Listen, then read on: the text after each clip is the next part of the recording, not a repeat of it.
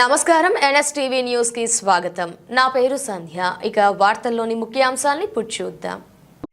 ఆదివారం కాణిపాక శ్రీ వరసిద్ధి వినాయక స్వామి ఆలయంలో ప్రమాణ స్వీకారం చేశారు.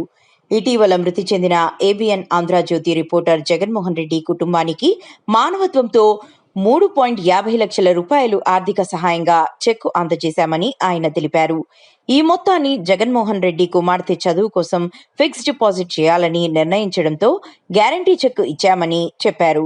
ఆ తర్వాత ఆ చెక్కు డిపాజిట్ చేయగా బౌన్స్ కావడంతో వెంటనే తిరిగి మరొక చెక్కును అందించి డబ్బులు చెల్లించామని నాగరాజు వివరించారు.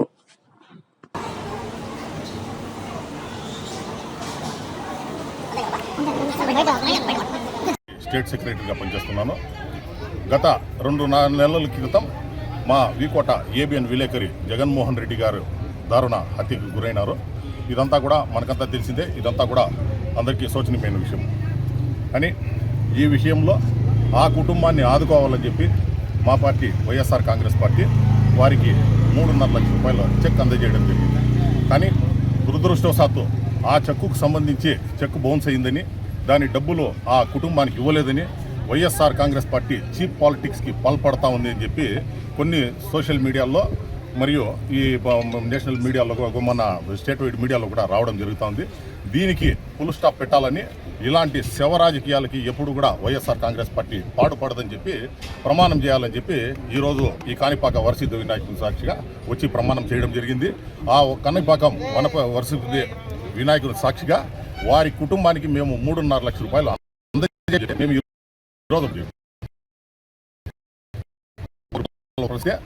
జగన్మోహన్ రెడ్డి గారి కుటుంబం స్వతహాగా తెలుగుదేశం చెందిన సానుభూతి పరులు. వాళ్ళు ఎప్పుడైతే జగన్మోహన్ రెడ్డి గారు చనిపోయినారో అప్పుడు కూడా సాక్షాత్తు హోమ్ మినిస్టర్ అనితా గారితో కూడా వారి మిస్సెస్ ఫోన్ చేసి మేమంతా కూడా తెలుగుదేశంకి ఆ రోజు నుంచి కూడా పాటుపడినాము, మాకంతా కూడా మీరు ఆదుకోవాలని చెప్పి వాళ్ళు వేడుకోవడం జరిగింది. అది కాకుండా 2024 ఎలక్షన్స్లో ఎప్పుడైతే ఉందో నేను వీకోటాలో బూత్ ఏజెంట్గా పనిచేస్తూ ఉండి జగన్మోహన్ రెడ్డి ఎలాగో తెలుగుదేశం సానుభూతి పరుడు, ఆయన ఎట్లా మనకు ఓటేయడని చెప్పి ఈమె ఎవరైతే ఇప్పుడు జగన్మోహన్ రెడ్డి గారు మిస్సెస్ ఉన్నారో వాళ్ళని పోయి, అమ్మ నువ్వు ఒకసారి మా వెంకటేగౌడ గారికి ఓటేయండి అంటే నిక్కచ్చిగా అమ్మ నేను వెంకటేగౌడకు ఓటేయనున్నా, నేను అమర్నాథ్ రెడ్డికే ఓటేస్తా అని చెప్పి మాట్లాడడం జరిగింది. కానీ దురదృష్టవశాత్తు మా స్నేహితుడు మర్డర్ కావడం జరిగింది.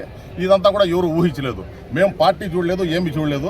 ఆ కుటుంబంలో ఏదైతే మా మిత్రుడు చనిపోయినాడో ఆ కుటుంబం వాళ్ళకి ఏదో రకంగా మన వల్ల ఉడతా భక్తి మనము పోయిన వాపసు తీసుకుని రాలేము. కాబట్టి వాళ్ళ కూతురు మంచి ఎడ్యుకేషనలిస్టు, వాళ్ళ కొడుకు కూడా మంచి ఉన్నత చదువుతున్నాడు, వారికి ఏదో విధంగా మనం ఆదుకోవాలని చెప్పేసి మా శాసనసభ్యుని మేము ఒప్పించి ఆయన్ని పిలుచుకొని పోయి వాళ్ళ కుటుంబాన్ని పరామర్శించి నాకు సంబంధించిన 3.5 లక్షల రూపాయల చెక్ వాళ్ళకి అందజేయడం జరిగింది.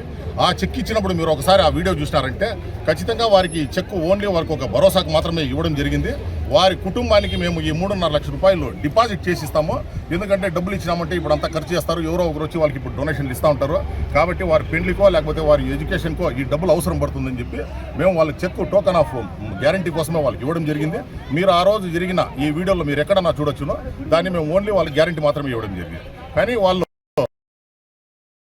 అన్న మాకు ఇది డిపాజిట్ చేయమని చెప్పినారు, డిపాజిట్ చేసిమంటే వాళ్ళ ఆధార్ కార్డులు ఇమ్మని చెప్పి మేము అడగడం జరిగింది. వాళ్ళు 15 రోజులు దానికి స్పందించకుండా మళ్ళా వచ్చి వాళ్ళ డబ్బులు కావాలని చెప్పినారు. వాళ్ళ డబ్బులు వాళ్ళు ఏదైతే చెప్పినారో వాళ్ళ స్నేహితులు ఎవరైతే వాళ్ళ బామడుతున్నాడో తేజ, వాళ్ళ స్నేహితులు మన తారా, వీళ్ళు దీనికి ఆ డబ్బులు ఇవ్వడం జరిగింది. కానీ 4 రోజుల నుంచి మా శాసనసభ్యులు ఏదో తప్పు చేసినట్లు, ఆ డోకా చేసినట్లు రావడం జరుగుతూ ఉంది. ఇంత జరుగుతూ ఉంటే కూడా బాధిత కుటుంబం ఎవరైతే మా దగ్గర చెక్ తీసుకున్నారో మా మీద జరుగుతూ ఉండే దుష్ప్రచారాన్ని వాళ్ళే వాలంటీర్గా వచ్చి ఖండించాల్సింది పోయి వాళ్ళు మౌనంగా ఉన్నారు. కాబట్టి ఇది ప్రజలకు ఒక రకమైన కన్ఫ్యూజన్ క్రియేట్ అవుతుంది. కాబట్టి మేము ఒక పార్టీని చూడకుండా మైతుడు ఒక సంఘానికి మంచి చేసే విలేకరి చనిపోయినాడని చెప్పి మేము చేసిన సహాయానికి ఈరోజు మా చిత్తశుద్ధి నిరూపించుకోవడానికి ఈ కాణిపాక వినాయక స్వామి దగ్గరకు వచ్చి మేము ఈరోజు ప్రమాణం చేయడం జరిగింది.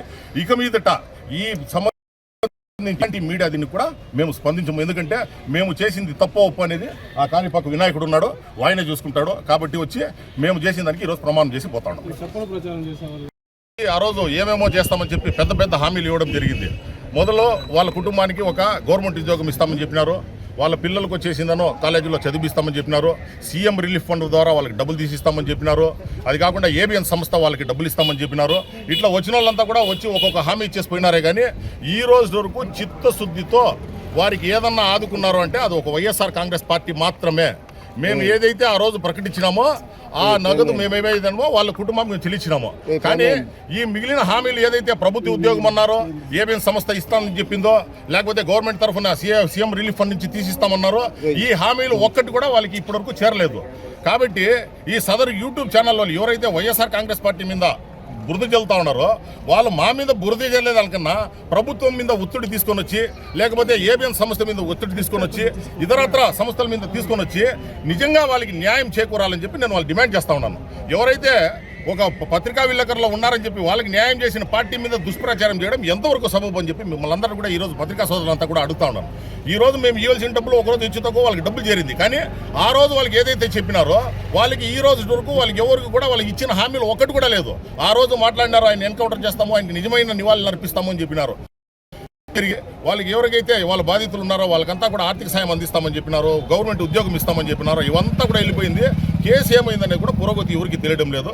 కాబట్టి ఆ సదరు యూట్యూబ్ ఛానల్ వాళ్ళు దీని మీద దృష్టి పెడితే బాగుంటుంది. కానీ నిజంగా పార్టీలు చూడకుండా ఆదుకున్న వైఎస్ఆర్ కాంగ్రెస్ పార్టీ మీద మరియు మా మాజీ శాసనసభ్యులు వెంకటగౌడ గారి మీద దుష్ప్రచారం చేయడం నేను తీవ్రంగా ఖండిస్తా ఉన్నాను.